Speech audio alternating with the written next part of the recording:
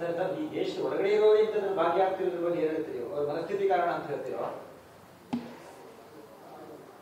ಈಗ ಈ ಭಯೋತ್ಪಾದಕ ಚಟುವಟಿಕೆಗಳಿಗೆ ಒಳಗಡೆ ಇರ್ಬೋದು, ಅವರೆಲ್ಲ ಸ್ಲೀಪರ್ ಸೆಲ್ ಇರ್ಬೋದು, ಆದರೆ ಇದಕ್ಕೆಲ್ಲ ಮೇಯ್ನ್ ಇರೋವಂಥದ್ದು ಪಾಕಿಸ್ತಾನನೇ. ಇದಕ್ಕೆಲ್ಲ ಮೇಯ್ನ್ ಸೆಂಟರ್ಸ್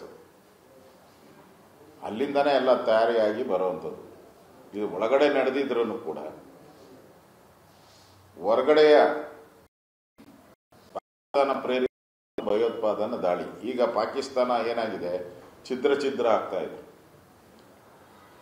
ಆ ದೇಶದಲ್ಲಿ ಆಂತರಿಕ ಗಲಭೆ ಜಾಸ್ತಿ ಆಗ್ತದೆ. ಅದನ್ನು ಡೈವರ್ಟ್ ಮಾಡೋಕ್ಕೆ ಈ ತರದ ಒಂದು ಪ್ಲಾನ್ಗಳನ್ನು ಮಾಡಿದ್ದಾರೆ. ಅಂದ್ರೆ ಪಾಕ್ ಪ್ರೇರಿತ ದಾಳಿ ಅಂತಂದ್ರೆ ಇದು ವೈಫಲ್ಯ ಅಂತಾನೆ ಆಯ್ತು. ಇಲ್ಲಿನ ಭದ್ರತಾ ವೈಫಲ್ಯ, ಅವರನ್ನ ಕಂಡಿಡಿದು ಗುಪ್ತಚರ ಇಲಾಖೆ ಕಂಡಿಡಿಲ್ಲ. ನಮ್ಮ ಯಾವುದೇ ಸರ್ಕಾರ ಈ ತರದ ಘಟನೆಗಳನ್ನು ಕಡಿಮೆ ಮಾಡಬೇಕು ಮತ್ತು ನಿರ್ನಾಮ ಮಾಡಬೇಕು. ಈಗ ನಕ್ಸಲ್ ಚಳವಳಿ ನಕ್ಸಲ್ ಇತ್ತಪ್ಪ, ಕಾಂಗ್ರೆಸ್ ಇದ್ದಾಗ ಅದು ದಿನನಿತ್ಯದ ಕಾಯಕ ಆಗಿತ್ತು. ಈಗ ಆಲ್ಮೋಸ್ಟ್ ಆಲ್ ಎರಾಡಿಕೇಟ್ ಔಟಿದೆ. ನಕ್ಸಲ್ ಅನ್ನೋದನ್ನೇ ನಮ್ಮ ಅಮಿತ್ ಶಾಜಿ ಅವರು ಗೃಹ ಸಚಿವರಾದ್ಮೇಲೆ ನಕ್ಸಲ್ ಎರಾಡಿಕೇಟೆಡ್ ಮುಗಿಸ್ಬಿಟ್ಟಿದ್ದಾರೆ. ಏನೂ ಇಲ್ಲ, ಸದ್ಯ ಇಲ್ಲ. ಈಗ ಇದೇ ಅಮಿತ್ ಶಾ ಅವರು ಈ ಭಯೋತ್ಪಾದನೆಯನ್ನು ಮುಗಿಸ್ತಾರೆ, ಟೈಮ್ ಬೇಕಷ್ಟೇ. ಕಾಂಗ್ರೆಸ್ ಕಾಲದಲ್ಲಿ ನಡೀತಾ ಇತ್ತಲ್ಲ ದಿನನಿತ್ಯ ಭಯೋತ್ಪಾದನೆ, ಹಂಗೆ ನಡೆಯಕ್ಕೆ ಇವಾಗ ಆಗಲ್ಲ. ಆ ಭದ್ರತೆ ಇದೆ. ಈಗ ಆಗಿದೆ ಇನ್ಸಿಡೆಂಟು, ಇದ್ರ ಬಗ್ಗೆ ತನಿಖೆ ಆಗ್ತಾ ಇದೆ, ಕ್ರಮ ತೆಗೆದುಕೊಳ್ತಾ ಇದೆ.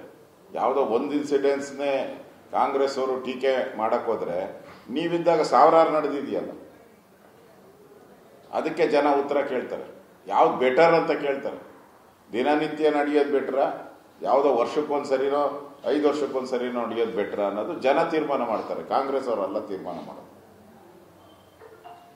ಹರಿಯಾಣದಲ್ಲಿ ಪತ್ತೆ ಆದ ಬಳಿಕ ಹರಿಯಾಣ ಬೋರ್ಡನ್ನೇ ಹಾಕೊಂಡೋಗಿ ದೆಹಲಿ ಕೆಂಪುಕೋಟೆ ಮುಂದೆ ಬ್ಲಾಸ್ಟ್ ಮಾಡ್ತಾರೆ. ಅಂದ್ರೆ ಕೆಲವೊಂದ್ ಕಡೆ ನಮ್ಮ ಕಡೆಯವ್ರನ್ನ ಹಿಡಿದ್ರು ಅನ್ನೋಂತ ಸೇಡನ್ನು ತೀರ್ಸ್ಕೊಳ್ಳೋದಕ್ಕೆ ಈ ರೀತಿ ಮಾಡ್ತಾರೆ, ಅಥವಾ ಭಯ ಹುಟ್ಟಿಸುವಂತ ಕೆಲಸಕ್ಕೆ ಇವೆಲ್ಲನೂ ಕೂಡ ತನಿಖೆಯಲ್ಲಿ ಬರಬೇಕಾಗಿದೆ.